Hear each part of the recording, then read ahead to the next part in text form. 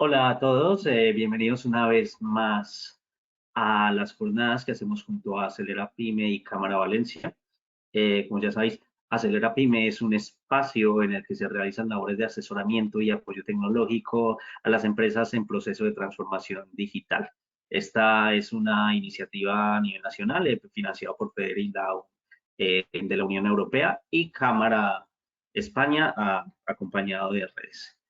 Mientras esperamos que se llene la sala de espera, vamos a comentar un poco de qué trata el webinar del día de hoy.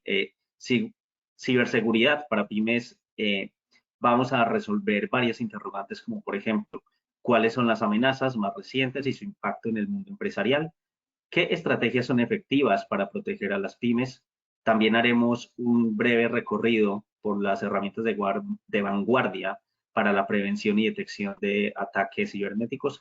Y por último, se realizará una serie de consejos y recomendaciones prácticas para garantizar la seguridad de las empresas a nivel digital.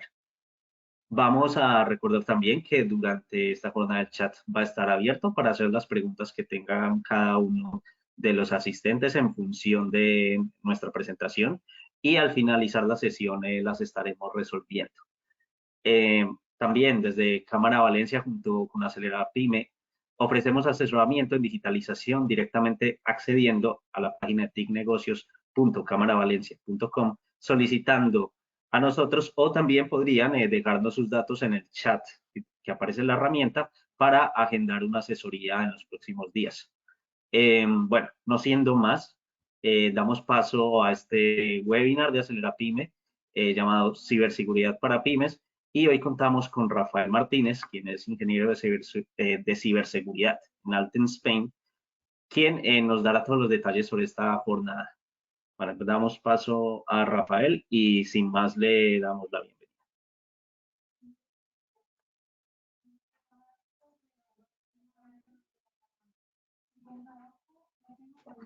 Bienvenido, Rafael.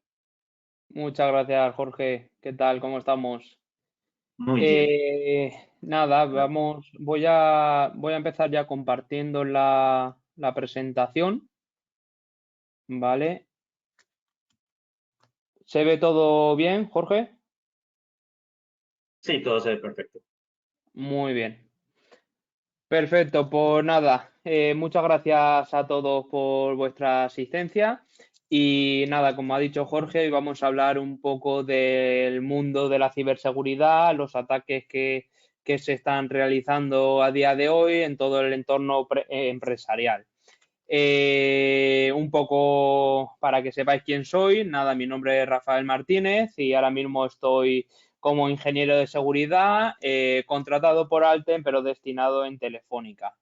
Nada, a día de hoy mi día a día es todo el mundo del SIEM, todo el entorno en concreto del fabricante de Splunk y nada, todo el tema de análisis del log, creación de alertas, informes y demás. Os dejo ahí mi contacto vía correo electrónico o vía LinkedIn por si tenéis alguna pregunta que luego os dé vergüenza o lo que sea, decirla en el chat delante de toda la gente. Pues nada, me mandáis un correo o contactáis conmigo por LinkedIn y la resolveremos sin problema. Esto es un poquito lo que vamos a hablar hoy. El timo del CEO, una de los ataques que se está utilizando a día de hoy en el mundo empresarial, el famoso ransomware. Hablaremos muy por encima de él, pero sobre todo nos centraremos en qué medidas tomar cuando en una empresa entre un ransomware, porque siempre hablamos de qué es un ransomware, pero muy poquito las acciones que se tienen que tomar cuando entra un ransomware en la empresa. Un poquito la formación del usuario, que es una de las inversiones más importantes que debemos de hacer en una empresa, y luego terminaremos hablando de la parte del teletrabajo, que por suerte o por desgracia desde la época del COVID en España en concreto se ha implementado mucho en todas las empresas y parece que se nos ha olvidado un poco la parte de securización en los equipos que están en los hogares, ¿vale? Muy bien. Quería empezar con dos símiles tres en concreto en el mundo más cotidiano, pero para que veáis que tanto en el mundo cotidiano como en el mundo de la ciberseguridad están muy de las manos. Aquí tengo un ejemplo muy claro que siempre me gusta poner, que es la parte de los castillos, ¿vale? Los castillos siempre los hacían partiendo de la seguridad para que nadie entrara. Murallas altas, torres, agujeros para que puedan entrar personas, cañones, etcétera, para evitar siempre la entrada de las personas. Es decir, siempre, siempre, cuando hacían una fortaleza, su primer pensamiento es, oye, si me entran, ¿cómo puedo defenderme? Si nos vamos a la parte de los aeropuertos, muchas veces pensamos, ostras, qué pesados son con tanta seguridad. Tengo que pasar 20.000 accesos de seguridad. Las mochilas no puedo llevar nada electrónico, lo tengo que quitar todo. Al avión solo puedo utilizar, subir cositas muy pequeñas. Todo pensando siempre en la seguridad. Todos los movimientos que hacemos por lo mismo. Entonces, una de las preguntas que siempre hacemos es por qué en las pymes, en las pequeñas empresas, la parte de seguridad informática, ¿por qué la dejamos un poco al margen y no le damos ese cariño que le tenemos que dar en muchas ocasiones? Si os dais cuenta, tanto en los castillos como en negocios muchísimos más grandes, siempre la seguridad es uno de los principales pensamientos que se tienen a la hora de desarrollar esas acciones. Entonces, el siguiente vídeo que os quiero poner es para que ya terminemos de concienciarnos el por qué la seguridad está tan presente en nuestro día a día. Ya reflexionando sobre la cantidad de robos que hay últimamente en casas de personas mayores y demás, no sé, decidme, ¿cuántos de vosotros no habéis llamado alguna vez a un portero automático y habéis dicho... ¿Cuántos? ¿Cuántos lo habéis hecho? Yo. Y para adentro, ¿vale? Para adentro. ¿Yo? Este ejemplo que viene ahora es hasta mejor aún. Yo. Primer factor, Yo. segundo factor. ¿Cómo que yo? ¿Cómo que yo? ¿Quién soy ¿Vale? yo? Encima, el segundo ejemplo, la persona tenía hasta un doble factor, pero el doble factor tenía la misma contraseña. Pongamos ese ejemplo. Entonces, hasta con la misma contraseña, pues tenía un doble factor, pero mal configurado. ¿Vale? Si lo vemos en la parte de informática, la parte técnica. Pues ese ejemplo es algo tan real como el que nos encontramos a nivel técnico, a nivel de informática, en nuestro día a día. ¿Vale? Es un ejemplo muy bueno que a mí me gusta mucho ponerlo porque se refleja mucho a la realidad. Vale, vamos a entrar en en uno de los vectores de ataque que por suerte o por desgracia nos lo estamos encontrando últimamente muy mucho en las empresas y es el timo del CEO, ¿vale? Vamos a comentar en qué consiste el timo del CEO y cómo protegernos ante este ataque. El timo del CEO, muy resumidamente, es centrarnos, buscar a una empresa en el cual tengamos ese perfil financiero que sepamos que tiene autoridad para hacer acciones financieras dentro de la empresa. ¿Qué es lo que hacemos? Aquí os pongo un ejemplo muy bueno de en qué consiste el timo del CEO. Primero buscamos la empresa. Una vez tengamos clara la empresa a la cual vamos a atacar, nos centramos en su personal financiero, en todo el personal, aquel que tenga la autoridad de hacer transacciones bancarias. El tercer paso es mandarle un correo en plan desesperado, haciéndote pasar por el CEO de su empresa, diciéndole que necesitas una transacción urgente para tal destino, para tal cuenta bancaria. Y una vez eso se llega a cabo, pues finaliza el timo del CEO. ¿Vale? Esto es muy descriptivo todo lo que viene a ser, muy resumido, perdona, todo lo que viene a ser el timo del CEO. Vamos a verlo un poco más en detalle. Lo primero de todo, fijamos el objetivo de una empresa.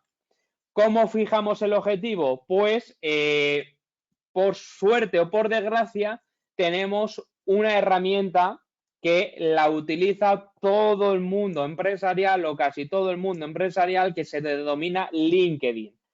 En LinkedIn podemos buscar empresas, trabajadores, personal de interés, toda esa información la tenemos pública y la hacemos nosotros mismos públicos.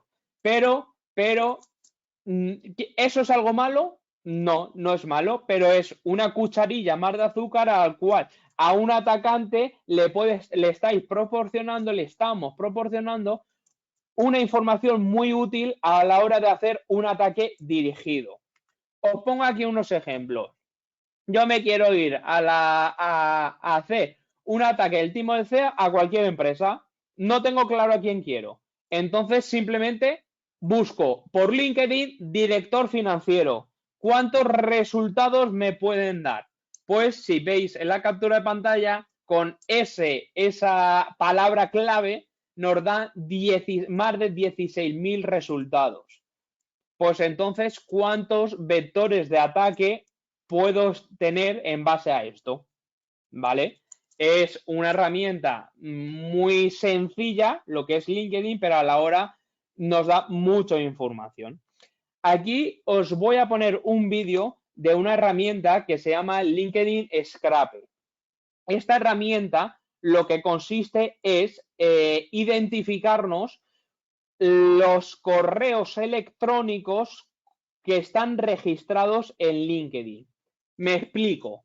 Si yo quiero hacer un ejemplo, como estamos viendo aquí, de Microsoft, yo le voy a decir, oye, muéstrame toda aquella persona que trabaje en Microsoft que se haya registrado con el correo de microsoft.com. ¿Vale? Es decir, puede trabajar en Microsoft, pero registrarse con cualquier otra cuenta de correo electrónico. Pero esta herramienta nos ayuda a exclusivamente toda aquella gente que se haya registrado con microsoft.com.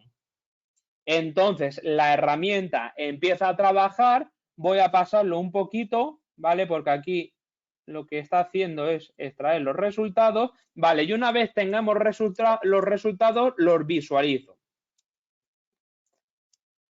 Este primer resultado nos da nombre y apellido, trabajo y puesto de trabajo que obtiene en esa empresa. Y por otro lado, tenemos cuenta de correo electrónico junto con nombre y apellido. ¿Vale? Entonces, si yo quiero hacer un ataque dirigido a esa persona, pues yo ya tengo más información. Yo ya tengo una cuenta de correo mínimo a la cual le puedo mandar un correo y empezar a conversar con esa persona.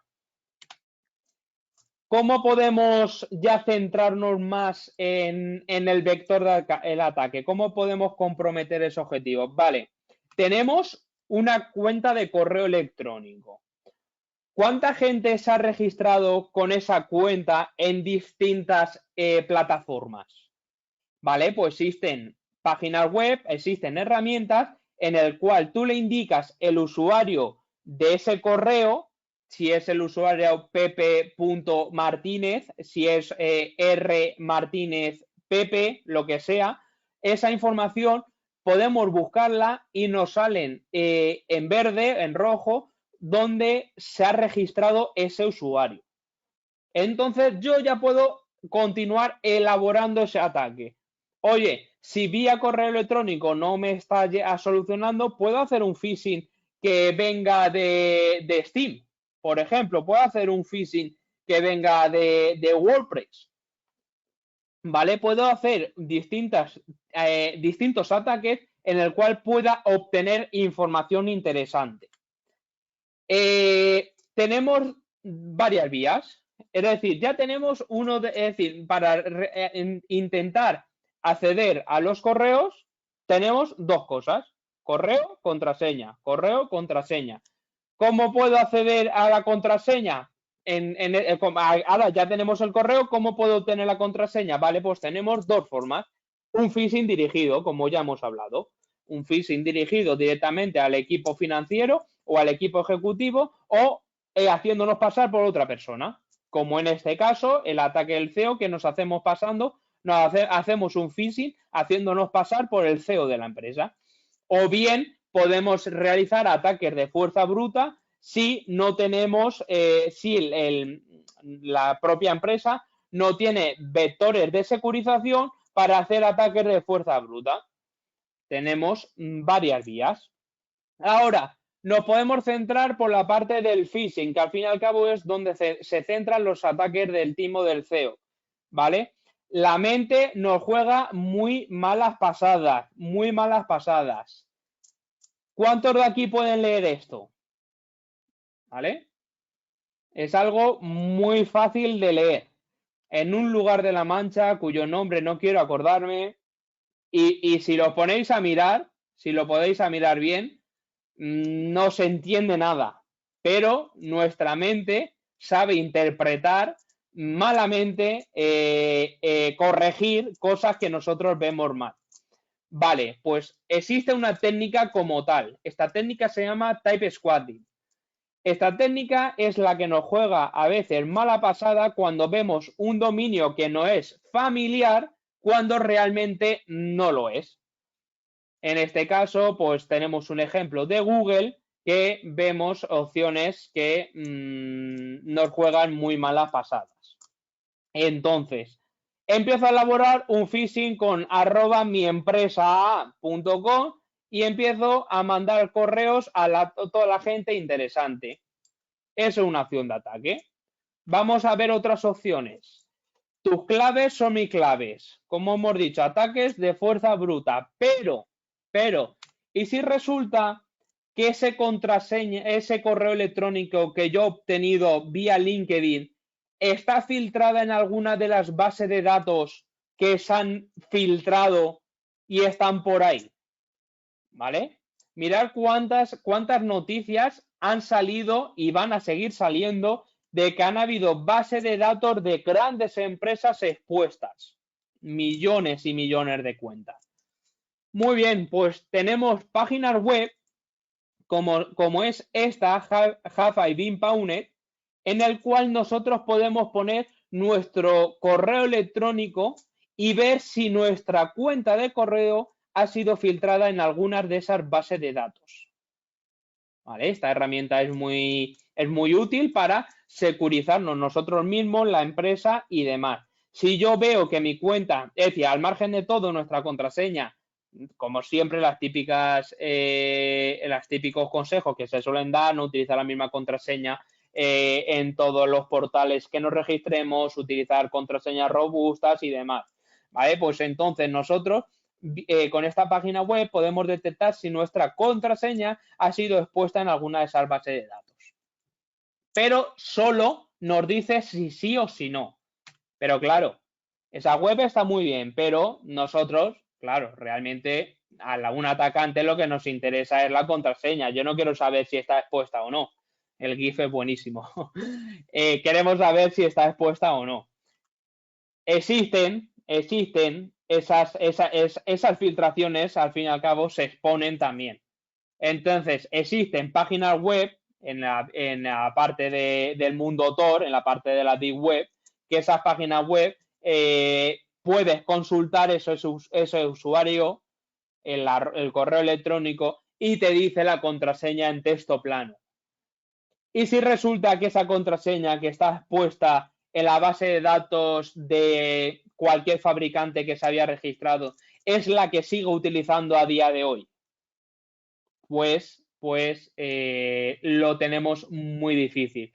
Por eso es muy importante el rotado de contraseña, para evitar que si tenemos filtraciones de la cuenta de correo, no tengamos problemas a la hora de mañana. Muy bien, pero como hemos hablado, hemos hablado del pasado, hemos hablado del presente, pero ¿y el futuro? ¿Y el futuro? ¿Qué nos depara el futuro? Pues, como sabéis, a día de hoy la IA, la inteligencia artificial, está muy, muy presente y cada vez está siendo más difícil detectar este tipo de ataques. Como veis, una noticia de no hace mucho, ya ha habido, es decir, y estamos hablando de no hace mucho, que está empezando la inteligencia artificial ahora, un CEO, un trabajador cayó en el timo del CEO vía inteligencia artificial, porque se hizo pasar en una llamada con la voz, por voz, del propio CEO. Pero vamos más allá. Aquí tenemos un vídeo que realmente da mucho miedo de lo que nos espera por delante. So, for instance, they could have me say things like, I don't know, Killmonger was right, or Ben Carson is in the sunken place, or, how about this, simply, President Trump is a total and complete dipshit. Now, you see, I would never say these things. ¿Vale? Aquí no vemos nada raro. Nada raro. Pero ¿cuál es la realidad? Esta es la realidad. Es decir, a día de hoy ya se ha conseguido que la inteligencia artificial puedas poner a una persona conocida y que te diga lo que tú quieres que diga. ¿Vale? Y esto a día de hoy es lo que está pasando y estamos empezando. Poco a poco va a ir a más. Vamos a centrarnos ahora en la parte de ransomware. Uno de los principales mayores ataques que reciben todas las empresas, todas, ya sean pymes, ya sean grandes, ya sean usuarios individuales, usuarios de casa. Una pequeña descripción, entiendo que pues la gran mayoría de todos los que estamos aquí pues ya conocemos lo que es el ransomware. Simplemente para que no lo conozca, una pequeña descripción. Un ransomware al final es un código malicioso en el cual lo que hace es cifrarte los datos de tu equipo, del ordenador, del servidor, sin entrar mucho más en detalle. Pero todo el mundo está ya muy familiarizado con el ransomware, pero a día de hoy, sin ir mucho atrás, es decir, hará un mes, 2 meses, no mucho más, grandes entidades, como puede ser ayuntamiento, como pueden ser cualquier tipo de empresa, tanto nacional como internacional, pues el ransomware sigue siendo muy efectivo, muy efectivo. Sigue entrando en empresas que al mínimo descuido de seguridad que puedan tener, les entra un ransomware, ya sea porque no tienen equipos, servidores, software actualizados, ya sea porque un usuario ha pinchado en un documento adjunto que no tenía que haberlo abierto, ya sea por el motivo que sea. Pero el ransomware a día de hoy sigue siendo muy efectivo a pesar de tantas veces que se está hablando de él. Entonces, yo aquí lo que quiero enseñaros es qué hacer cuando entra un ransomware a la empresa. ¿Qué cositas podemos hacer? Básicamente en esta diapositiva lo que vemos es a grandes rasgos lo que tendríamos que hacer. Lo primero de todo es notificar el incidente, ya sea al equipo informático, al equipo externo que lleve la parte informática, a quien sea, pero notificarlo. Es lo primero que tenemos que hacer. Si lo vemos y no notificamos, puede ser muchísimo peor porque se puede empezar a propagar, a moverse lateralmente o horizontalmente por todos los sistemas de la empresa. Una vez lo hayamos notificado, tenemos que saber qué tipo de ransomware se trata. Hay muchos ransomware, no todos son iguales. Entonces debemos de conocerlo, saber qué se trata. Una vez sabemos qué tipo de ransomware es, hay que tratarlo. Hay que ver cómo podemos, si tiene cura. Hay ransomware que tienen cura, hay ransomware que son antiguos, que se han analizados y se sabe cómo poder desencriptar esa información. Y una vez lo hayamos todo solucionado, todo backup restablecidos, esté todo en orden, pues bueno, hacer una base de conocimiento de cómo podemos evitar esto a futuro. Porque si no ha entrado una vez, nos puede volver a entrar una segunda vez. Entonces, esa base de conocimiento, ¿vale? Es lo que queremos ver hoy. Preguntas que nos tenemos que hacer cuando estamos ante un ransomware. ¿Cómo se ha producido la infección? ¿Cuándo? ¿Cuántos equipos hay infectados? ¿Tenemos copias de seguridad? ¿Y qué acciones hemos hecho para mitigarlos? ¿Vale? Todas estas preguntas, si a día de hoy no sabemos contestarla o no podemos contestarla, tendríamos un problema. Si os ha pasado ya un ransomware y no sabéis responder esta pregunta, tenemos un problema con la base del conocimiento, porque si mañana nos entra un ransomware, vamos a volver a ir otra vez locos para solucionar el ransomware. Y lo único que nos va a preocupar va a ser que los servicios estén operativos, pero nos vamos a dejar de lado una acción muy importante, que es cómo podemos evitar que vuelva a entrar. ¿Cómo podemos hacerlo?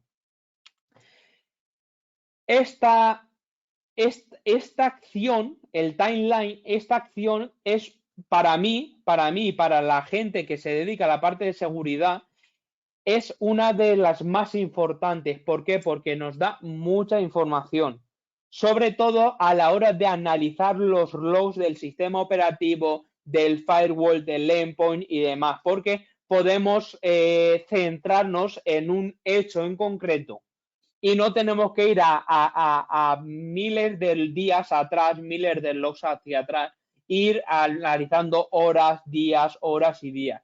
Si trabajamos en esta información, podemos reducir el análisis que tengamos que hacer y centrarnos más en las horas más importantes. Muy bien. ¿Cómo tenemos que actuar? ¿Vale? Una vez ya ha entrado el ransomware, ¿qué tenemos que hacer? Una de las primeras acciones que tenemos que hacer es desconectar los equipos de la red. Luego vamos a entrar más en profundidad en esa parte. Hacer segmentaciones de red. Aquí os pongo varios ejemplos por no entrar en todos, ¿vale? Pero segmentaciones de red, ¿para qué? Para evitar la propagación. Desplegar EDR, desplegar endpoint para equipos que no se han infectado, si hacen movimientos que entren en ese equipo, el EDR los pare y no se desplieguen, y muchas soluciones como pongo ahí. Una vez tengamos ya detenida la amenaza, pues empezamos un poco a ver qué acciones, qué dispositivos los han detectado. Lo ha detectado el endpoint, lo ha detectado el firewall, los ha detectado el propio sistema operativo con el antivirus que tengamos puesto. ¿Qué cosas hemos visto que los hayan detectado?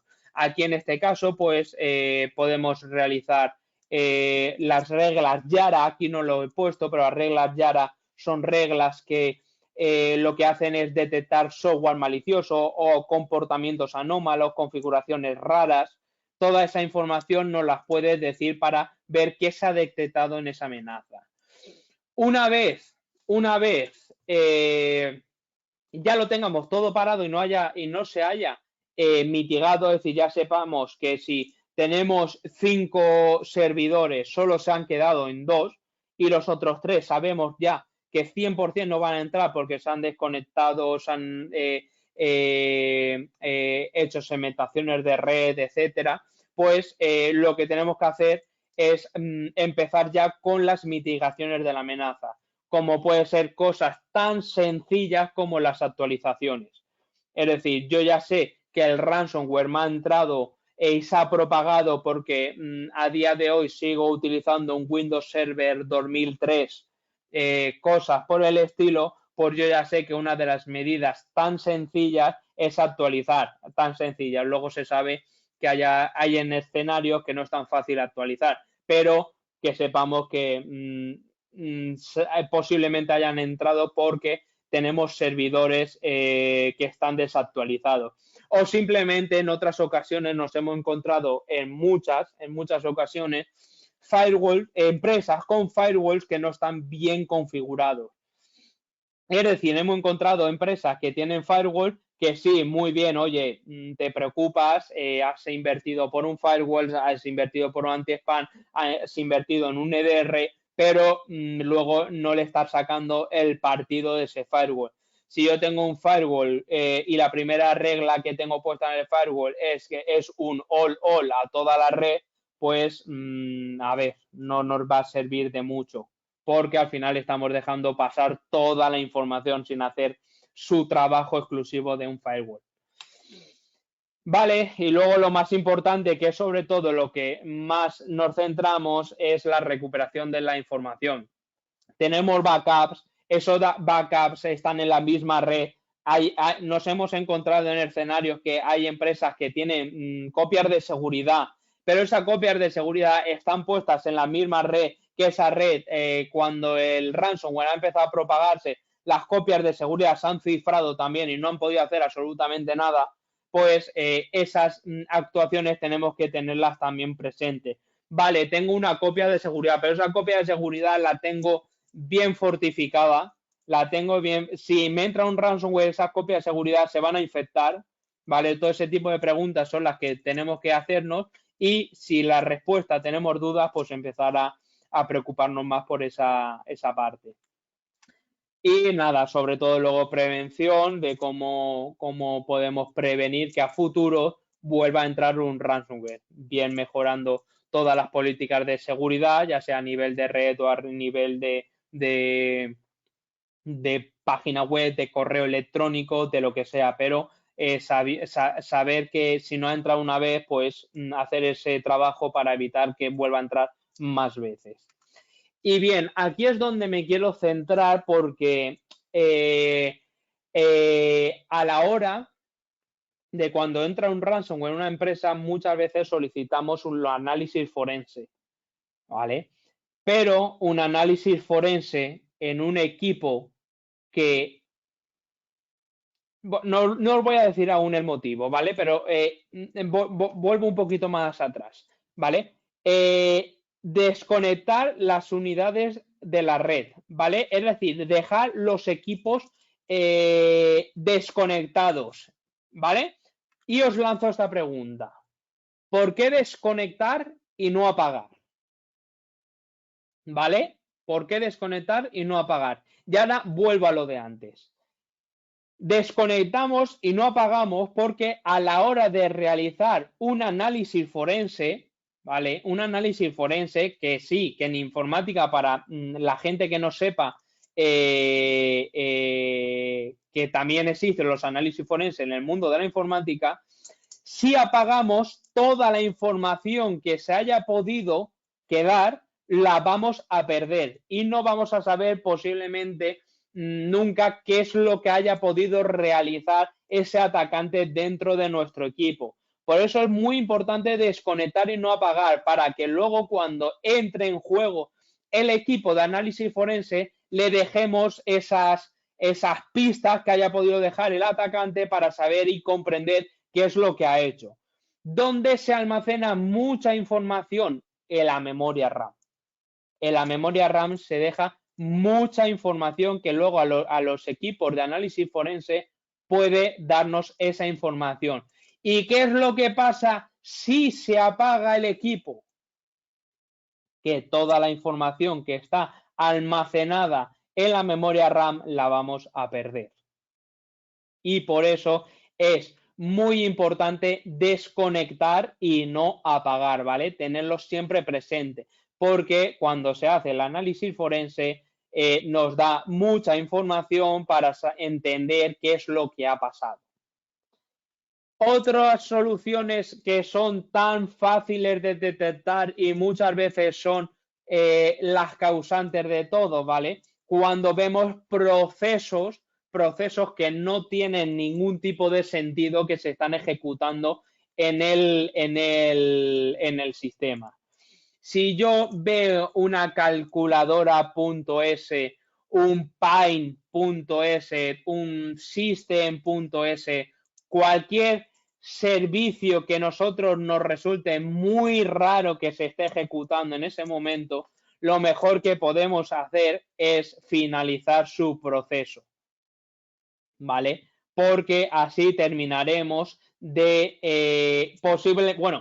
puede darse la casualidad de que una calc.s no me da, una calculadora.s no me da mucha buena espina de que eso pueda ser algo legítimo, ¿vale? Entonces, finalizando ese tipo de procesos, posiblemente evitemos la propagación de los ransomware. Muy bien. Os quiero poner ahora un vídeo porque esto también me resulta muy curioso, porque siempre que se hemos hablado de ransomware, pero ¿cuánta gente ha visto qué hace un ransomware? ¿Vale? Es decir, hay mucha gente que sabrá lo que es un ransomware, pero nunca haya visto cómo funciona un ransomware. Vale, pues he puesto aquí un ejemplo del ransomware Patia, que es un ransomware que se utilizaba mucho antiguamente, a día de hoy aún se puede encontrar en alguna ocasión, ¿vale? Que Patia simplemente, aquí lo ejecutamos, ¿vale? Esto es un entorno controlado, una máquina virtual. Una vez se ejecuta Patia, pues directamente nos empieza a cifrar todo el sistema. Aquí esta ventanita posiblemente la hayáis visto en más de una ocasión, que es el propio sistema quien está intentando solucionar, reparar toda la información, pero claro, es un ransomware, se va a cifrar y no vamos a poder hacer absolutamente nada. Lo paso un poquito para adelante, ¿vale? Y aquí, una vez ya termina de hacer el chequeo, se vuelve a reiniciar y directamente ya estamos cifrados, en este caso con el ransomware Patia. Y así es lo que veríamos en un ransomware.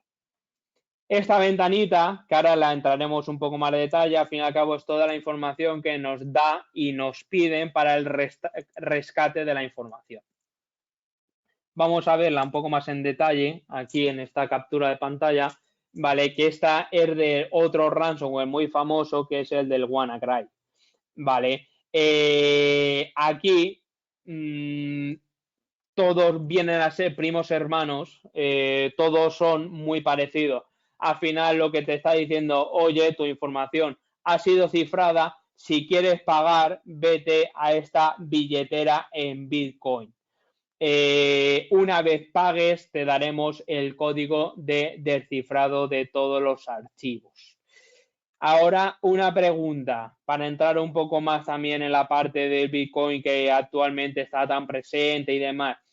¿Alguno sabe por qué el pago es en Bitcoin? La gran mayoría de los ransomware, por no decir el 100%, piden siempre el rescate en Bitcoin. Pues muy sencillo, porque el pago es anónimo. Ya está, no hay más. Es un pago anónimo que a la hora de hacer el rastro de las transacciones, pues es muy difícil llegar a saber quién está detrás de los ataques. Por eso se pide casi siempre los rescates en Bitcoin o en criptomonedas por el estilo. ¿Vale? Y esto es un poco lo que viene a ser todo el mundo de ransomware. Una vez nos entra un pequeño resumen de qué tendríamos que hacer o cómo podemos concienciar a las personas de cómo evitar que entre un ransomware. Muy rápido, simplemente pues lo típico, no entrar a páginas web desconocidas, hacer backup diariamente, nada en internet es gratuito, nada. los softwares piratas al final luego resultan ser muy problemáticos. Actualizar constantemente e invertir en software de seguridad, como puede ser cualquier EDR en los equipos. Perfecto, pero como sabéis, no solo es importante invertir en material físico, en material de software para las medidas de seguridad. Hay a veces que es tan fácil como la formación en los empleados. Empleados, muy bien, empleados, ¿vale? Es tan fácil como esa concienciación. ¿Cómo podemos hacer esa concienciación? Los vectores de ataque a vía usuarios suelen ser el 90% vía phishing. Entonces, vamos a trabajar nosotros internamente en hacer nuestras propias campañas de phishing controladas. Estas campañas de phishing, pues como veis, puede ser un correo electrónico de cualquier e-commerce, Amazon, lo que sea. O simplemente como mandar un adjunto del plan del plan de rendimiento del empleado, la nómina. Dejar la luz del coche encendida. Mira esta foto a ver si es tuya. Cualquier correo electrónico que sepamos que un usuario puede ser muy llamativo y pueda pinchar en él. Y sobre todo, una vez hagamos este tipo de campañas de phishing, que no se quede simplemente en, oye, es una campaña y ha caído de 500 usuarios, han caído 250. Muy bien, y lo reporto y ya está. Es también muy importante hacer píldoras formativas. Que no se quede solo en, oye, ha caído tanta gente. No, luego hay que concienciar a esa gente de, oye, lo que has hecho está mal. Aquí os pongo algunos fabricantes, simplemente por yo he trabajado con esto, pues he puesto esto, pero habrán a lo mejor por 20 fabricantes más, simplemente para que los conozcáis. Perfecto. Por última parte de la conferencia, y con esta parte ya finalizamos, es todo el mundo del teletrabajo, ¿vale? El teletrabajo a día de hoy está muy presente en gran parte de las empresas y parece que la gente que está en el teletrabajo nos hemos olvidado de ella. Y cuando realmente posiblemente sea uno de los mayores peligros porque no tenemos ese control, por lo menos visual, o parece que por estar en su casa puede hacer lo que quiera con dispositivos de la empresa y no es así. No es así. Entonces, aquí os pongo una imagen, ¿vale? En concreto de la parte de las fechas de la época de la pandemia. Esta herramienta se llama Sodan. No sé si conocéis Sodan. Para la gente que no conozca Sodan, es el Google de los servicios expuestos, básicamente.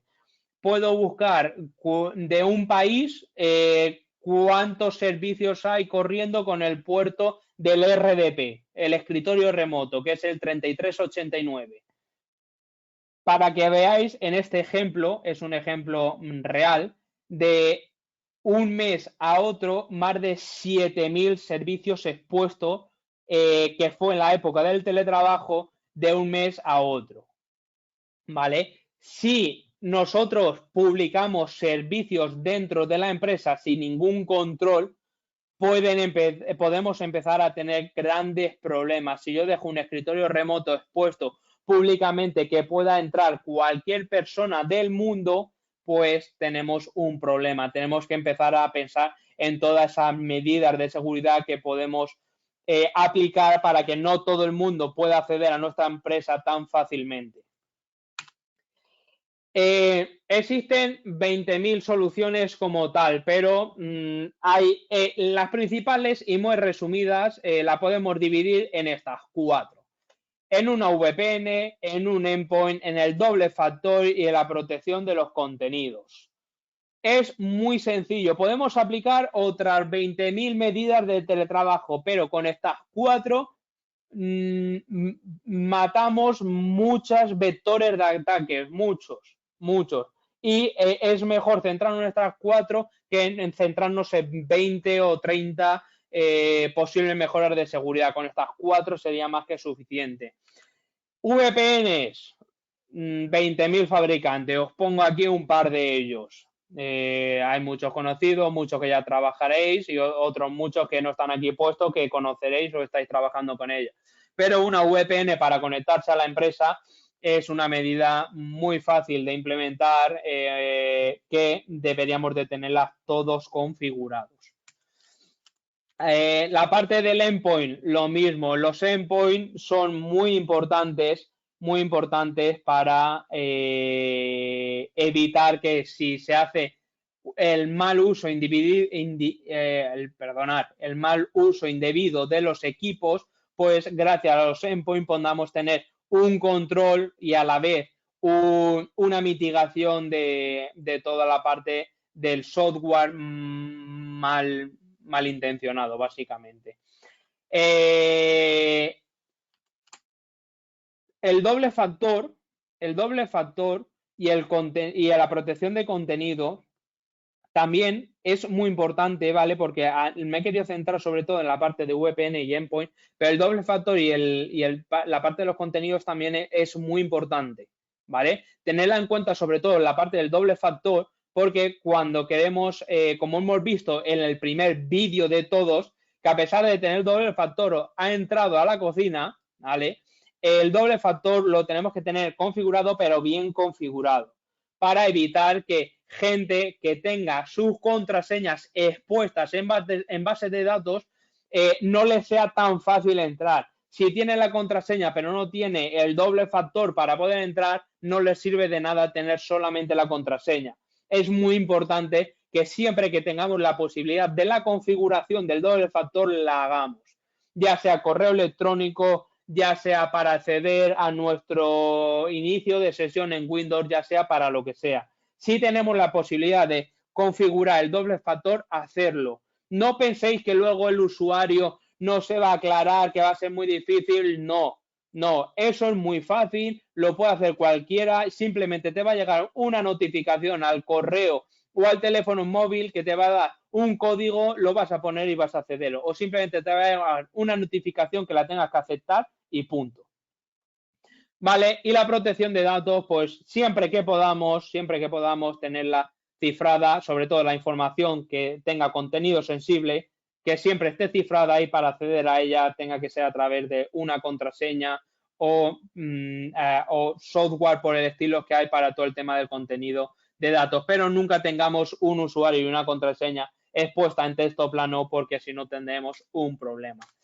Y nada, para finalizar, una de las medidas que nos va a salvar mucho y sobre todo en el mundo del teletrabajo es evitar que los usuarios personales pongan sus USBs, discos duros, tarjetas personales en los dispositivos de trabajo, porque esas USBs habrán recorrido mucho mundo, muchos equipos, muchos dispositivos y posiblemente más de uno esté infectado. Y soluciones tan fáciles como evitar que un USB funcione en los dispositivos, podemos evitar muchos sustos.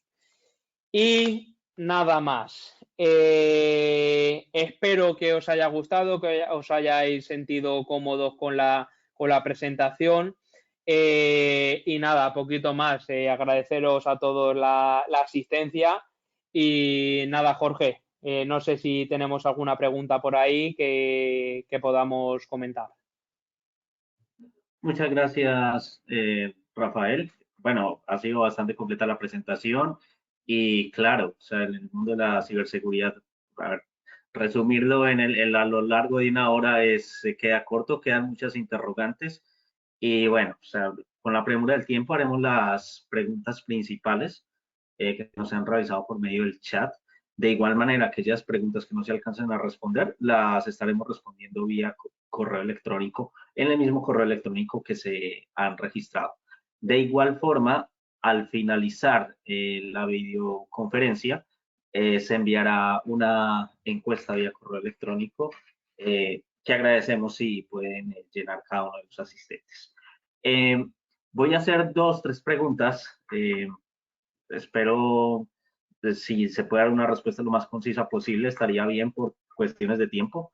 La primera, en este caso, sería cuáles serían los riesgos de ciberseguridad que representan ahora la utilización de inteligencia artificial. Ya has mostrado unos ejemplos de deepfakes, por ejemplo, pero ¿qué otro tipo de riesgos a nivel corporativo o a nivel de pymes se pueden, digamos que estamos expuestos con la tecnología que hay al alcance? Vale, Jorge, sí, esa pregunta suele salir bastante. La inteligencia artificial a día de hoy está siendo muy compleja a la hora de detectar.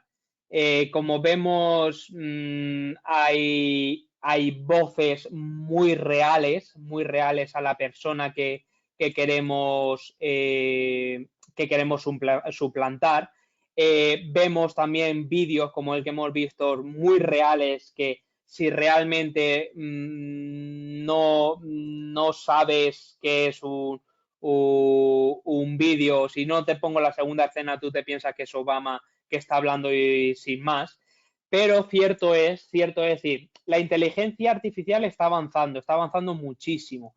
Pero para que trabaje la inteligencia artificial en la parte de seguridad, en la parte de las falsificaciones, necesita muchos datos. ¿Qué quiero decir con esto? Para que la voz sea muy real del CEO de una empresa, ¿vale? Necesita pasarle muchas conversaciones, mucho audio, mucho, para cuando desarrolles esa información, ese contenido de audio, no tenga ningún problema a la hora de desarrollarse. ¿Qué es lo que pasa? Esto, pues, a gente muy conocida, muy influencer, cierto es que si te va a pasar esta información va a ser muy difícil detectarla. Es decir, en el caso de Obama, si yo estoy trabajando con Obama y a mí me pasa, Obama me llama por videollamada y me dice, oye, haz un ingreso de $1 millón a esta cuenta para allá, va a ser muy difícil detectar si es Obama real o no. Ahora bien, es lo que digo, empresas, pymes más pequeñitas, con esta información, pues a día de hoy va a ser muy difícil detectarla. Va a ser muy difícil generarla, me refiero. Es decir, va a ser muy difícil que tu gerente, tu CEO, te mande esa información por vídeo que sea suplantado. ¿Por qué? Porque posiblemente no haya cantidad de información a la cual la inteligencia artificial se base para poder desarrollar ese contenido fraudulento, ¿vale? Si eso llega a pasar, habrá un día que va a ser muy difícil detectarlo. Al fin y al cabo, si os ocurre algo de esto y tenéis dudas, lo mejor es llamarlo por una vía que sepas que es él sí o sí y no vais a tener y evitar siempre tener ese tipo de problemas. Porque si te llama un número desconocido y te crees que es esa persona, pues duda. Y es mejor dudar a hacer esa acción y luego pedir perdón, porque luego llegarán los lamentos. Vale, muchas gracias por tu respuesta, Rafael. Bueno, por último, habías mostrado una serie de herramientas que permiten identificar phishing y otro tipo de vulnerabilidades. ¿Podrías comentarnos algo un poco más sobre estas? Si hay algunas que son gratuitas o si todas son de pago, más o menos un breve recorrido por estas opciones. Vale, sí, Jorge, mira, como he comentado, yo he puesto estas 3 porque son las 3 con las que he trabajado. Seguramente habrá muchas más. GoFish es una herramienta 100% gratuita. Bueno, no sé si tendrá algún módulo de pago, pero es gratuita. GoFish es una herramienta que tú mismo puedes trabajarla generar tu propio contenido de phishing y mandarlo a la empresa, ¿vale? Es una 100% gratuita. Y Smartphone y Sophos son dos fabricantes. Son dos fabricantes que Smartphone creo que es 100% de phishing, creo que su contenido exclusivo es la elaboración de phishing junto con su píldora formativa, y Sophos, pues Sophos es un fabricante con varias soluciones de seguridad en las cuales tiene un módulo que es de phishing, ¿vale? Siempre controlado.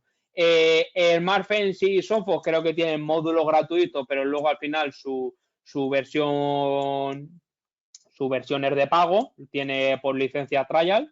Pero GoPhil sí que es una herramienta que puedes encontrar en GitHub. La descarga desde GitHub y nada, simplemente la configuras con todo tu contenido y desde ahí puedes elaborar tu propio phishing controlado para concienciar al usuario de tu empresa de que no todo el phishing puede ser abierto o puede ser contestado. Vale, perfecto. Bueno, reitero, sin antes agradecerte, Rafael, que las demás preguntas que han quedado pendientes las estaremos respondiendo a través del correo electrónico a lo largo del día. Y bueno, ya con esto finalizamos el webinar. En todo caso, la sesión ha sido grabada para su posterior consulta en nuestro canal de YouTube y también en nuestra página web ticnegocios.cámaravalencia.com, y también se enviará al correo electrónico una notificación cuando esté el vídeo subido. Bueno, agradezco mucho a Rafael por su tiempo, a todos los asistentes, y los esperamos en una próxima sesión de las jornadas virtuales de Acelerapyme. Muchísimas gracias. Muchísimas gracias a todos. Un saludo. Hasta luego.